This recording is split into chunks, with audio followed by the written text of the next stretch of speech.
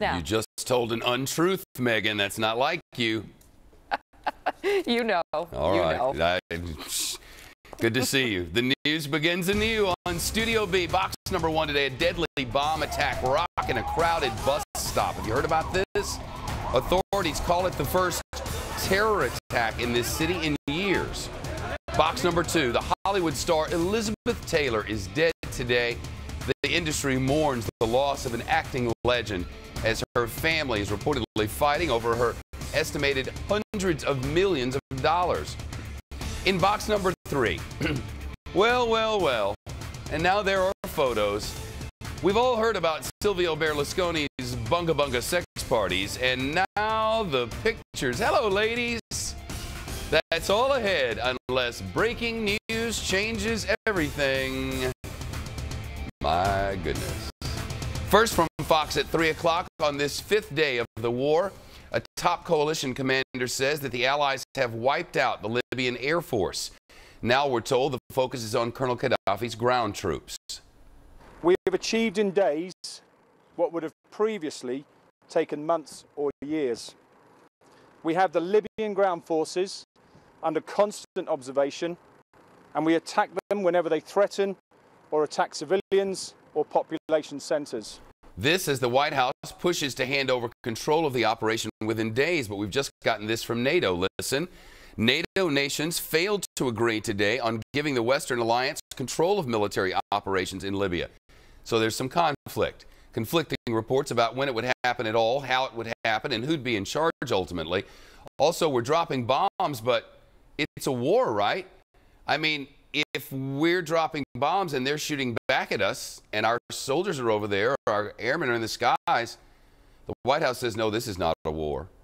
So what is it? Context later on that with Juan Williams. Meantime, the Libyan regime apparently still on the attack. A spokesman for the opposition says that Gaddafi's snipers killed 16 people in Misrata, a city that's been the scene of fierce fighting for days now. He says another 6 died in the town of Zintan, south and west of Tripoli. We're also told that the rebels have been sending the dead and wounded to hospitals in Benghazi, the opposition stronghold.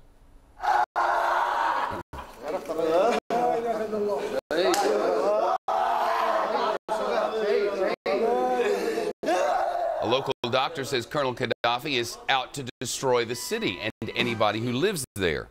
He came to kill us, and we are very happy because the United Nations come and help us. Because if they don't come to help us, so Benghazi, it will be lost. And some breaking news. Secretary Clinton has just announced and urged Gaddafi to leave Libya and says his inner circle should, quote, make the right decision. Again, that happening just seconds ago. So let's go to the videotape of Benghazi today, actually the recorded media. People taking to the streets in support of the international air campaign there. The U.S. commander in the region says that the strikes protected the city from new government attacks. And now he says international forces are trying to extend the no-fly zone south and west to eventually to Gaddafi's power center in the Libyan capital of Tripoli. We have Team Fox coverage of our new war in Libya. The Fox Sports chief correspondent, Jonathan Hunt, on the opposition movement. First to our senior correspondent, Rick Leventhal, streaming live today in Benghazi. Rick, the airstrikes now aimed at protecting other cities. Is it working? Well, we've seen the results, Shepard, between Benghazi and Ashdabia to our south. The NATO fighter jets, 95% of those missions carried out by U.S. fighter jets, certainly neutralizing tanks and heavy armor between here and that southern city about 95 miles down the road, taking out tanks and artillery along the way. But in Ashdabia itself, Gaddafi's army is still in control. They have a major checkpoint set up north of the city, and west of the city they have tanks and heavy artillery there. Every time rebels try to advance there, they're being beaten back, and apparently NATO fighter jets are not targeting those particular tanks and other positions because they're in the city limits. We did hear that there were airstrikes in Misrata to our west, where the population has been taking a pounding. There have been reports of more than 100 civilian deaths and many more wounded. They apparently targeted tanks and tank crews and ammo dumps. But again, we're hearing mixed reports. They may not be able to keep Gaddafi from continuing the assault on Misrata at this hour, Shepard. What's the latest on him, Rick, and the power base there in Tripoli? Well, we've heard a lot of tough talk from Gaddafi. The airstrikes don't seem to be keeping him down. Certainly, they have taken out some missile defense systems in Tripoli, destroyed by F-15 fighter jets overnight. But Gaddafi came out and spoke from his balcony, telling the people gathered there that the NATO efforts are a crusade against Islam. And he repeated, Shepard, I'm here, I'm here, I'm here, basically taunting the West with his words. Rick Leventhal working Benghazi for us today and doing a great job. Rick, thank you. Be safe. Despite coalition airstrikes against Colonel Gaddafi's forces, disorganized opposition fighters are said to be struggling to take advantage of the international air campaign. Residents in a number of cities now fleeing amid the fighting, which is causing shortages of food, water, and electricity, not to mention gas.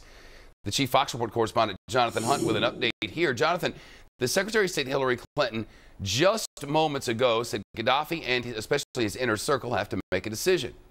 Yeah, absolutely, Shep. Strong words from Secretary of State Hillary Clinton. She said that Gaddafi has lost the confidence of his people. He has lost the moral right to govern. And she said those around him and the man himself now have to make a decision. They say that she said that the quickest way for all of this to end is for Gaddafi to serve his people and serve them by leaving Libya. Of course, the open question is if Gaddafi and those around him have, as Hillary Clinton hinted yesterday in an interview with ABC News, been exploring his options for exile, where would he go? It seems the only friend in the world that he has left is the Venezuelan leader Hugo Chavez. That might be his only way out, Shep. We talked yesterday, Jonathan, about the disorganized rebels and to the degree to which they are that.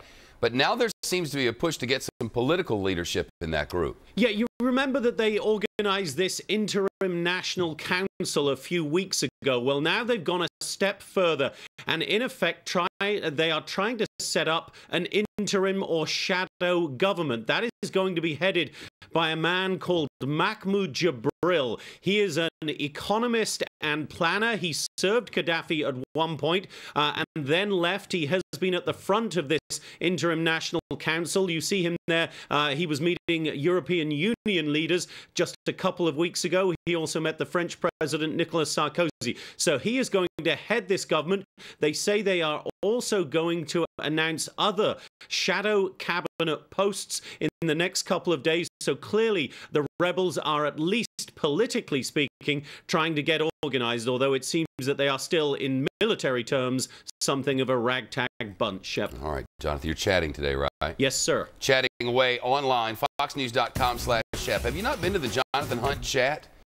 You don't even know what you're missing. I don't either, because I work during this hour, so I can't chat away with Jonathan, but I would if I could, because I just can't imagine anything more exciting. Go over to foxnews.com/Shep and chat with that Jonathan Hunt. You should. You can. You may, might, must, can, and could. The Libyan leader Muammar Gaddafi suffering more setbacks as American F-15 fighter jets fired at his missile sites around the capital of Tripoli. But it's not a war. The U.S. Defense Secretary Robert Gates saying today that no one is in a position to predict the outcome in Libya. Let's get to the Pentagon and Jennifer Griffin. The U.S. wants to transfer command, or that's what they keep telling us, but they haven't been very specific about it. What's the time frame? Well, we just heard a tweet from a reporter who's traveling with Secretary Gates in Egypt, and he reportedly just said that they would like to hand over the command to someone else. We've been hearing British or French by Saturday. I had been hearing that it would likely happen before Tuesday. But Secretary Gates and the military very anxious to hand off this mission. But Secretary Gates downplayed any suggestion that they would try to facilitate any negotiations between Gaddafi and opposition forces. Take a listen. Gaddafi has basically sworn that he will show no mercy to anybody who has been in opposition. That's not exactly an invitation to negotiate. This matter, at the end of the day, is going to have to be settled by Libyans. Essentially, the U.S. military would like its role with regards to its Air Force to be in a capacity to refuel, to provide surveillance, electronic jamming capabilities. They would like to not be using their F-16s, F-15 fighter jets once they do hand over that command. They'd like to keep them on standby so that they're only needed in the case of an emergency, I'm told.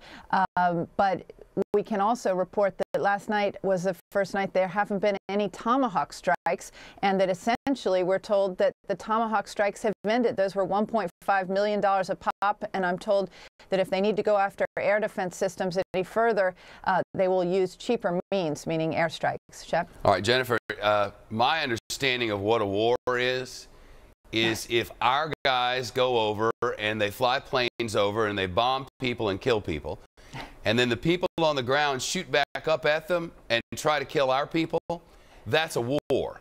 What would they like us to call this instead? Well, I asked that very question at the briefing today with the Rear Admiral, who's the Chief of Staff in charge of the Joint Task Force. He was speaking from the USS Mount Whitney in the Mediterranean, and he would simply say, as I asked him, is this a war? And I asked him twice. He said, we are fulfilling our obligations under the UN Security Council resolution, and he said over and over, we are there to protect civilians. And he mentioned essentially in that Security Council resolution, there are really only 3 towns mentioned by name that that coalition forces are supposed to be protecting. There was Benghazi mentioned. There's Ashdabia, where there's fighting, Misrata, Tripoli, but essentially, what he also said is that there's no sign that Gaddafi's forces are pulling out of Misrata, even though overnight there were U.S. airstrikes south of Misrata on Gaddafi's tanks, but it doesn't seem to have forced them to pull back, according to U.S. intelligence. Wars and roses, like by any other name. Jennifer Griffin, live for us there at the Pentagon. Jennifer, thanks for all your hard work. We've just gotten a bulletin in from Associated Press, from our own folks. We've just gotten word from the state of Washington, Lewis McChord Joint Base, that a U.S. soldier has just pleaded guilty to murder, conspiracy, murder and conspiracy in the killing of 3 unarmed Afghan civilians. A U.S. soldier pleads guilty to murder. Details on that as they come. So who's going to be in charge of the military in this operation in Libya, which isn't a war? When will we hand over control of this war, and why isn't it a war? Of course, the White House says this isn't a war. We have the war in Afghanistan, now that's a war. We have the war in Iraq, that's a war. We have a war on drugs, last I checked. We had a 3rd war down there in Mexico, that's what our lower thirds were saying for a while. This isn't a war, though. We'll ask. In Jerusalem, at least 1 person is dead after what officials there are calling a terrorist attack. Fox News has now confirmed the 1 person killed was an American. Happened around 3:00 p.m. local time in the heart of the city, so 6 or 7 hours ago.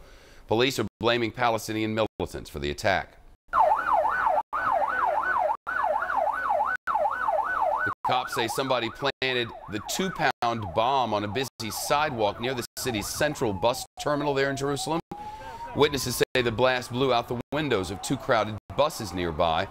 This is the first major attack in the city in several years.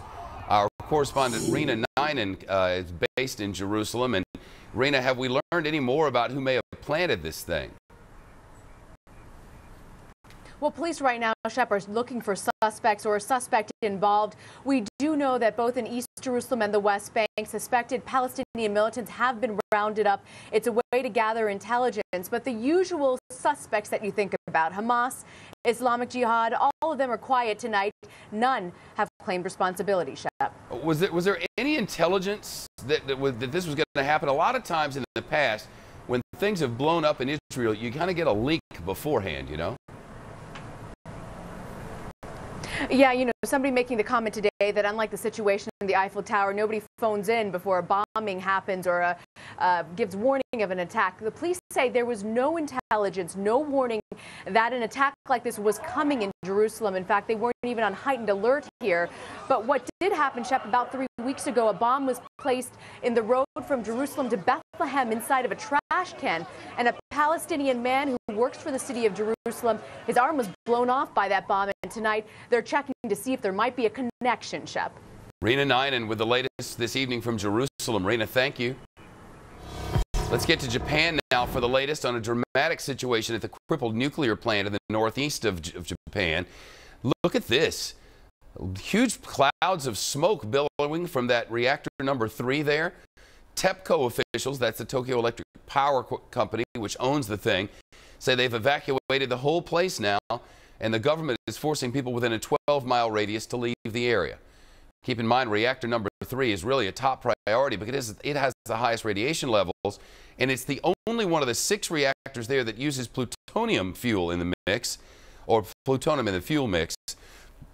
Experts say plutonium is long-lived and a toxic material, and should it escape, it would remain hazardous for tens of thousands of years. Dominic DiNatale streaming live from the southern city of Osaka in Japan early this Thursday morning. Dominic, what's the latest? Shep, you know, it is a major setback to getting that essential power and those cooling systems online at Fukushima.